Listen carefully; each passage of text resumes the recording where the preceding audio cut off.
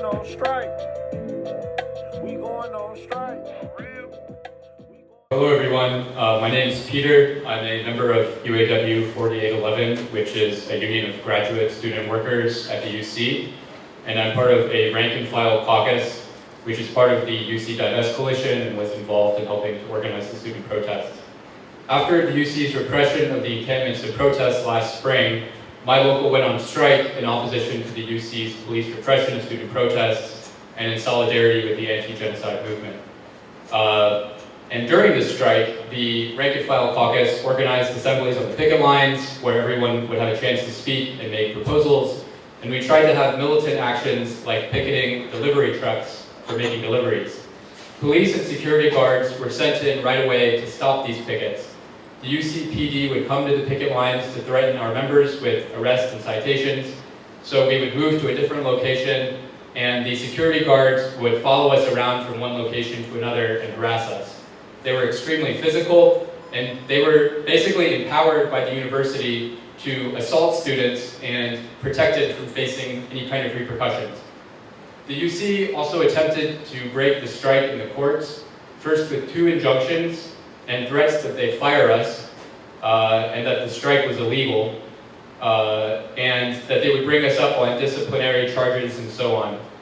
Then when the injunctions failed, when they were rejected by the Public Employees Relations Board, they took it to a district court to have a judge issue a temporary restraining order, and that succeeded in ending the strike.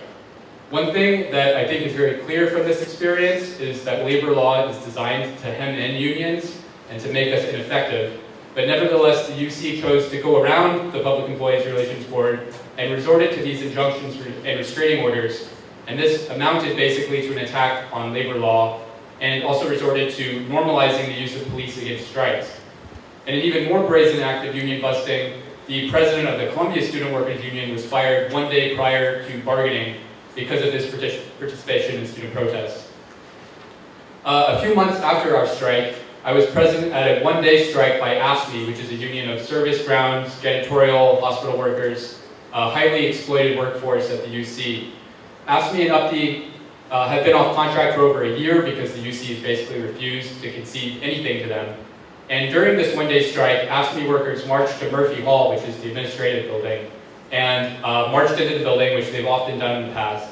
And they were assaulted by private security guards.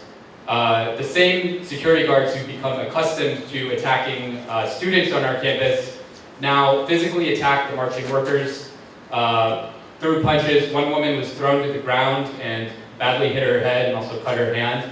So over the last year or so, security guards have become a fixture at any kind of strike or protest. And at other AFSCME marches that have happened since then, they have followed marches around and made their presence known and basically attempted to intimidate workers. So, and also the UC has recently banned AFSCME organizers from campus for 6 months for putting up porta potties at a picket line, which again is common to do because the UC won't let the workers use the bathrooms while they're on strike. So these examples show that the UC has become much more brazen in repressing strikes. And they also show that the repression of the anti-genocide protests is a worker issue because the same repressive forces that are being used against the protests, the same McCarthyite witch hunts against college students and faculty members are being used against workers.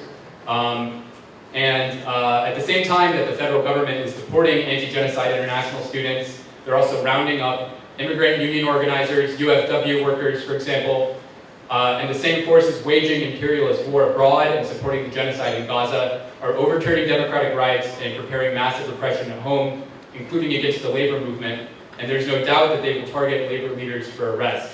So our unions need to take a strong stand against the genocide and against the repression. But in fact, almost the entire AFL-CIO leadership supports Zionism and supports US imperialism. And even in my local, after the defeat of the strike last summer, my local has stepped back from organizing around this. And the leadership of my local, which includes members of DSA and PSL, have blocked resolutions on divestment and on defense of international students from deportations at our bargaining convention. They haven't conducted a defense campaign of our members who are being targeted with student conduct charges. They've largely remained silent on further campus repression, and in one case even condemned a recent SJP action. And I invited them to come here today to speak on behalf of the local, and I never heard back from them. So they say that we need to stick to bread and butter issues. Well, this is a bread and butter issue, for one thing, because the money being spent on policing an imperialist war is money that could be spent on jobs, education, and living wages. And what's more, the entire labor movement is going to be targeted and is already being targeted. So we need to talk about these threats to our unions. We need to have an open discussion and politically educate our members. And we need to return to a strong position on Palestine. In short, we need to bring back internationalism to our unions, and we need to remember an old slogan of the workers' movement: an injury to one is an injury to all. Yeah.